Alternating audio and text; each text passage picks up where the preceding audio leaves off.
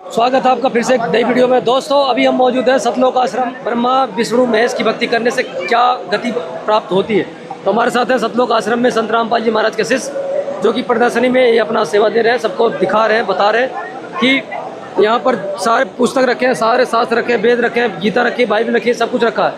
तो वो सारी जानकारियाँ दिखा रहे हैं जो लोग आ रहे हैं यहाँ पर। तो चलिए हम भी जानेंगे इनसे। तो बात करते हैं पहले।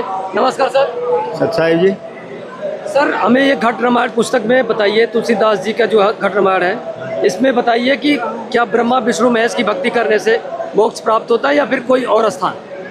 देखो जी, ये घट रामायण है, तुलसी साहब हाथरस वाले की। डॉक्टर योगेंद्र प्रताप सिंह इसके टीकाकार संपादक हैं। कोई ये ना कहे कि भाई अपनी पुस्तक रख रहे हैं या और कोई से, ये इसका एड्रेस है।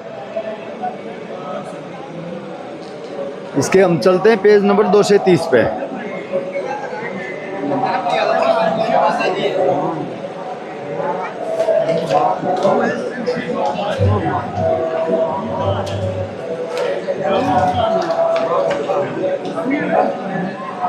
वही है घट रामायण है ये? हाँ, घट रामायण है।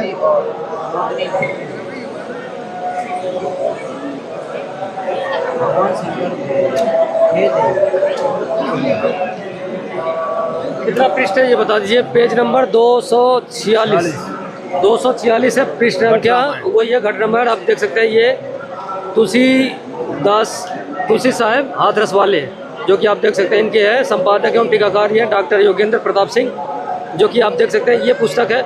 इस पुस्तक के 246 पे 246 पे घट रामायण है। इसमें लिखा है, पढ़ के बताइए। ये जो इसके हिंदी में इन्हीं के टीकाकार जो किए हुए वही पढ़ करे हैं।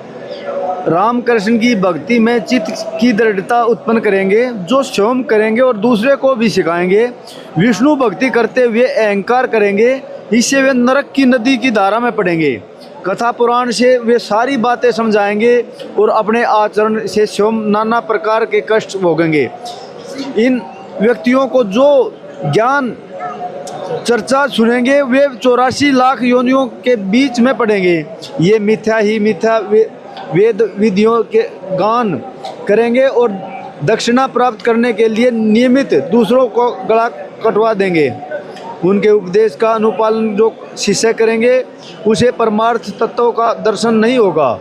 अपने स्वार्थ के लिए ज्ञान की कथा सुनाते हैं और उस पूजा के द्वारा अपने प्रति आस्था का भाव पैदा करते हैं। ये परमार्थ के निकट भी नहीं जाते और अपनी स्वार्थ सिद्धि के लिए सभी को ज्ञान देकर समझाते हैं। इसमें लिखा है कि भाई जो ब्रह्मा में लिखा है, इसमें रामकृष्ण की भक्ति में चित्त की दृढ़ावे उत्पन्न करे, स्वयं करे और दूसरों को भी सिखाएंगे। विष्णु की भक्ति करते हुए अहंकार करेंगे, इससे वे नरक की नदी धारा में पड़ेंगे। मतलब यहाँ पर ये नरक में जाएंगे, जो विष्णु की भक्ति करेंगे और अहंकार भी रखेंगे और वो नरक की धारा में जाएंगे। अच्छा, ये बात है। और क्या है इसमें? और कुछ लिखा है?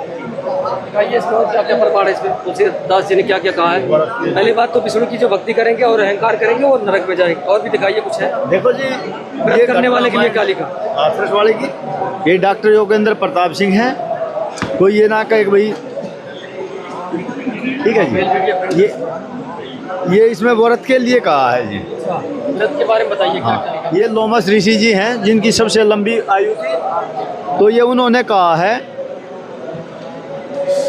1000 वर्षों तक एकादशी का व्रत किया और अंत में मक्खी का जन्म लिया। इस प्रकार अनेक बार अनेक व्रतों को किया, उनका तुम वृत्तांत सुनो। सर्वप्रथम एतवार का व्रत किया, उससे चील का जन्म मिला।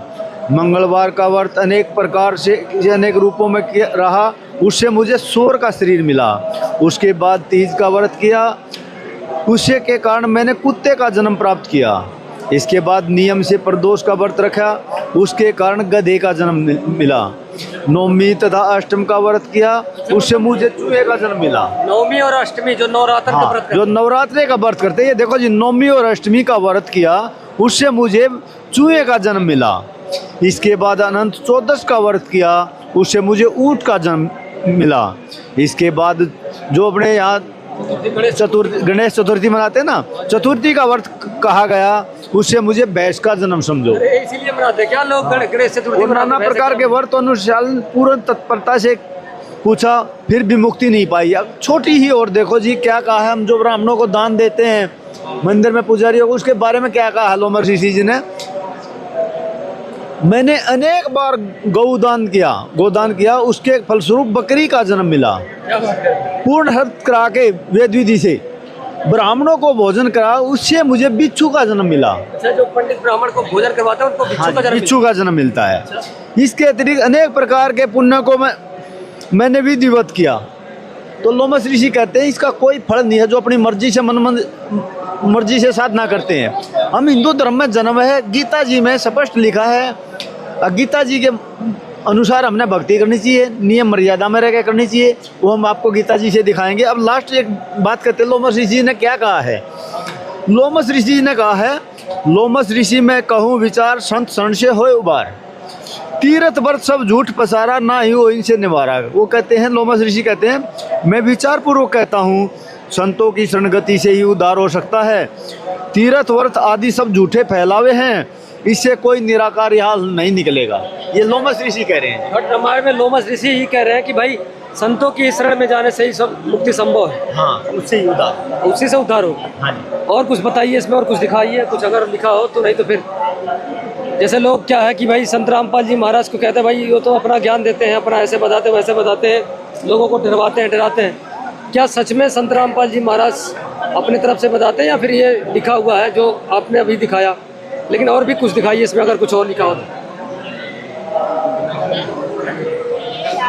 ये देखो जी, घट रामायण 580 पृष्ठ है, 81-80। हाँ 580 पृष्ठ है ये। इसमें देखो, कहे कबीर सोई जन उबारे, जिनके गुरु लीने जगाई। कबीर साहब की जो शरण में आ जाएगा वो उबर जाएगा। अब आगे क्या कह रहा है, ये इसकी हिंदी पढ़ देते हैं। कोई भी भगत उबर पाते हैं जिनका गुरु ने तत्वों के द्वारा जागृत कर दिया, जगा दिया है। कबीर साहब का नाम क्लियर लिखा हुआ उन्होंने, कबीर। ठीक है। अब ये देखो, पुरुष निरंजन मन बया, इच्छा नारी विचार, ये दो मिल जग ठगा, किन्ह कबीर निराधार। ये निरंजन और ये माया कह दो, दुर्गा कह दो, अष्टंगी कह दो, निरंजन कह दो, ब्रह्म कह दो, अक्षर पुरुष कह दो, ये सब एक ही के हैं। उसको काल ब्रह्म भी कहते हैं, काल भी कहते हैं। तो आज तक यही सुना है कि भाई जय महाकाल कहते हैं काफी लोग, और दुर्गा नवरात्र में दुर्गा जी की पूजा करते हैं। सबसे बड़ा मानते हैं कि भाई इस धरती पे कोई भगवान है तो दुर्गा जी है अभी तक, या फिर निरंजन कहते हैं, जय महाकाल जिसको कहते हैं। हाँ जी, ये निरंजन कह दो, महाकाल कह दो, दुर्गा कह दो, अष्टंगी कह दो, माया कह दो, ये दोनों मियाँ बीबी हैं। इन्हीं से सभी की इस तीनों लोक में उत्पत्ति हुई है। तो कबीर साहब उनसे बड़े हैं या फिर कबीर साहब तो बहुत बड़े हैं जी। वो तो गीता जी में भी लिखा, उत्तम पुरुष तो कोई और है। ये स्वयं भी उसी की भक्ति करते हैं, ये गीता जी में बताते हैं। तो कहने का मतलब ये है कि ब्रह्मा विष्णु महेश की भक्ति करने वाले नरक में जाते हैं। और दूसरी बात क्या कि व्रत करने से देख सकते हैं आप कितने व्रत लोग रखते हैं, सारे व्रत रखने वाले ये अलग अलग जन्म मिलता है उनको। और जो कबीर परमात्मा के शरण में आके भक्ति करता है, कबीर परमात्मा का शिष्य हो जाता है, वो उसका मोक्ष होता है, उसका उद्धार होता है। परमात्मा है जी, जिनकी संज्ञा संत रामपाल जी महाराज ने गीता में लिखा हुआ है, तो उन्होंने बताई है।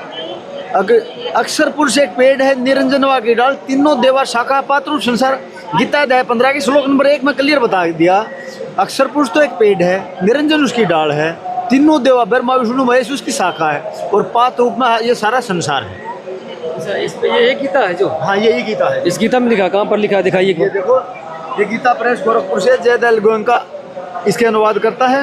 ये कोई ये ना कहे भाई अपनी घर की बनाकर रखिए, आप देख सकते हैं। ये देखो, इसके मंगवाने का पता है।